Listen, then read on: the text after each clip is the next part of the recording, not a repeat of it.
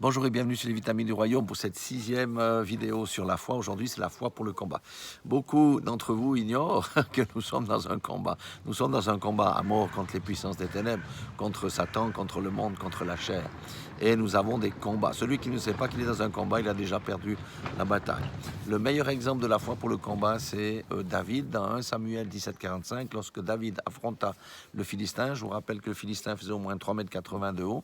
Ça, nous le savons, qu'il y avait une épée qui était de la hauteur de la taille de David. Et lui s'est approché de lui juste avec une fronde.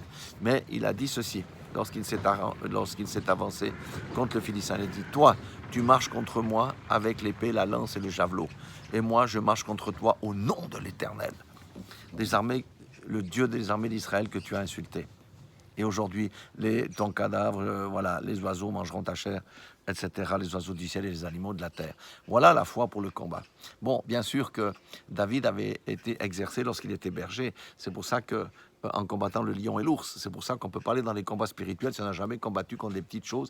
Donc nous allons aller progressivement dans le combat, mais c'est comme ça qu'on marche dans le combat. Un autre exemple assez remarquable, c'est Josué.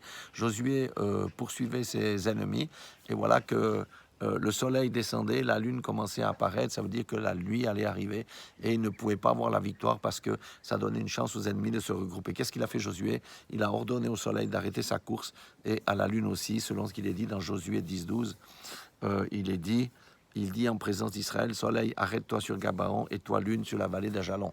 Donc vous voyez que la puissance de la parole pour le combat, elle est vraiment fabuleuse. Et maintenant, il y a 3 versets dans le Nouveau Testament que j'aimerais lire. Le premier, c'est dans Luc 10, 19. Et ça, il faut qu'on se l'approprie. Luc 10, 19, écoutez bien ce qu'il dit. Voici, je vous ai donné le pouvoir de marcher sur les serpents et les scorpions et sur toute la puissance de l'ennemi. Et rien ne pourra nous nuire. C'est ça qu'on doit s'approprier lorsqu'on est dans un combat spirituel. Rien ne pourra nous nuire. L'ennemi avec les incantations, tout ça, laissez tomber. On a la victoire, mais il faut qu'on prie sur ce verset jusqu'à ce que la conviction vienne dedans et nous avons la victoire. Un autre verset qui va avec, c'est dans Luc 10, 19, là c'est contre les circonstances de la vie. Il dit dans Luc 10, Marc 11, 23, il dit, je vous le dis en vérité, si quelqu'un dit à cette montagne, ôte-toi de là et jette-toi dans la mer, s'il ne doute pas dans son cœur, mais croit que ce qu'il dit arrive, il le verra s'accomplir. Rappelez-vous que c'est l'incrédulité qui fait qu'on n'arrive pas à saisir la chose. Pierre, il a marché sur l'eau un bout, mais ensuite il a douté, il a commencé à s'enfoncer.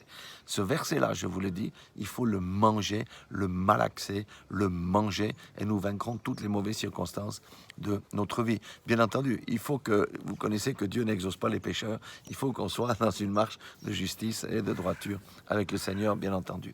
Et finalement, vous connaissez tous Éphésiens 6, 13, où le Seigneur nous donne toutes les armes.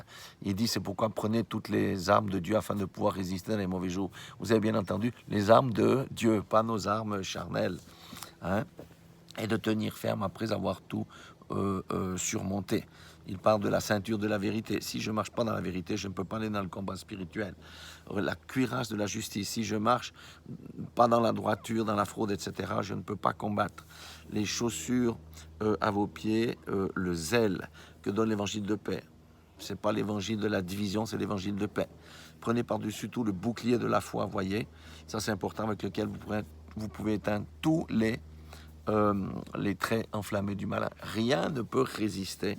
Et prenez aussi le casque du salut, le salut en Jésus-Christ, hein, protégez les pensées, tout ça. Et l'épée de l'esprit, qui est la parole de Dieu, c'est avec l'épée de l'esprit. C'est la sœur mal offensive qu'on taille en pièces l'ennemi avec le il est, c'est écrit.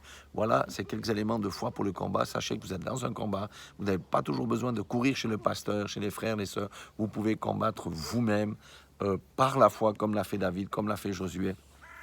Et en appliquant dans la circonstance, Marc 11, 23, et aussi Luc, comme je l'ai dit, 10, 19, lorsqu'il s'agit d'un combat contre l'ennemi. Voilà. N'oubliez pas de revêtir toutes vos armes et soyez tous bénis dans le nom puissant de Jésus-Christ et que Dieu vous accorde la victoire dans tous vos futurs combats, parce que nous sommes dans des combats et nous voulons voir des victoires.